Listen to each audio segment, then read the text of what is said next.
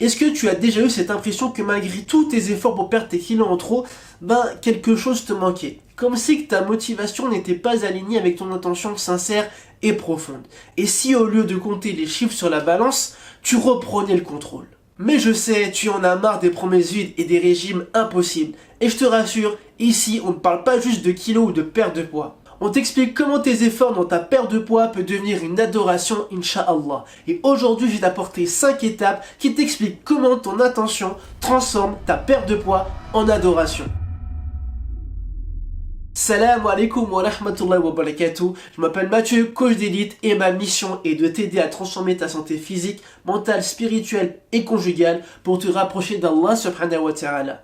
Aujourd'hui, je vais t'expliquer comment purifier ton âme afin d'avoir une intention claire et sincère dans ta perte de poids. Donc si tu es nouveau, n'oublie pas de t'abonner pour ne rien manquer. Le prophète sallallahu alayhi wa sallam a dit: les actions ne valent que par leurs intentions. Et Allah subhanahu wa ta'ala dit dans le Coran, traduction rapprochée, il a réussi celui qui purifie son âme et il a échoué celui qui la corrompt. Dans nos objectifs de perte de poids, notre intention peuvent être influencées par des désirs éphémères, comme vouloir plaire aux gens, impressionner les autres ou nourrir notre ego. Et aujourd'hui, je vais te partager 5 étapes pour purifier ton âme et retrouver une intention sincère, Inch'Allah. La première chose est de te poser cette question.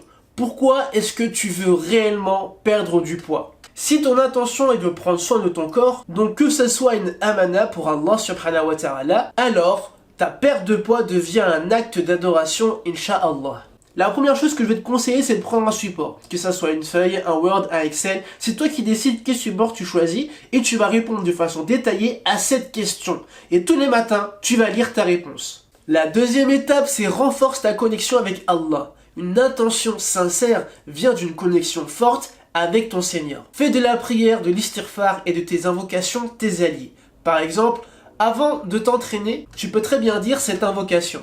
Oh Allah, accorde-moi la sincérité et bénis mes efforts pour que mon corps soit en meilleure santé au service de ton adoration. Ce que je viens de te partager, c'est une invocation parmi tant d'autres, il n'y a pas de hadith qui vient le valider. Si tu souhaites aller plus loin dans ta purification, j'ai mis en bas de cette vidéo un e-book totalement gratuit que tu peux aller directement télécharger. Troisième étape, rappelle-toi que chaque réussite vient d'Allah subhanahu wa ta'ala. Et après chaque action, tu peux très bien dire cette invocation, par exemple. Oh Allah, accepte cela de moi, car tu es celui qui entend et qui sait toutes choses.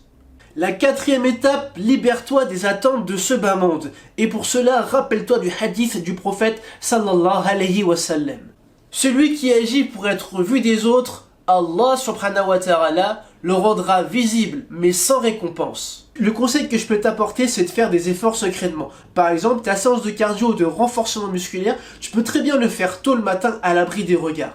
Lorsque tu manges sainement, pas besoin de partager à tout le monde, sauf si tu souhaites motiver ton entourage à faire comme toi. Ce que je veux te partager, c'est lorsque tu fais des actions, fais-les de façon secrète, uniquement pour Allah subhanahu wa ta'ala et à l'abri de l'ostentation. Ce point est extrêmement important. À l'heure d'aujourd'hui, avec les réseaux sociaux, on aime bien partager un petit peu tout et n'importe quoi, et un petit peu trop ce qui concerne sa propre personne. Bien sûr, ça peut motiver certains à passer à l'action et à devenir un 1% meilleur, mais de l'autre côté, si tu ne protèges pas ton cœur, tu peux très vite tomber dans l'orgueil. Cinquième étape, fais de l'istighfar ton remède. Lorsque tu as une baisse de motivation, demande pardon à Allah subhanahu wa ta'ala qu'il t'aide à augmenter ta sincérité. L'istighfar est un remède puissant pour chaque aspect de ta vie et y compris dans ta perte de poids.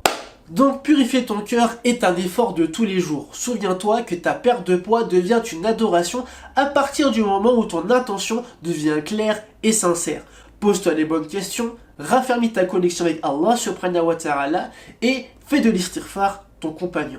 Donc si cette vidéo t'a plu, n'hésite pas à la partager à une personne à qui ça pourrait intéresser. Mets-moi un pouce pour aider au référencement. Si tu n'es pas abonné, tu peux très bien t'abonner. Et mets-moi en commentaire qu'est-ce que tu mets en place pour purifier ton intention. Fais de ton corps un empire et sois un musulman fort.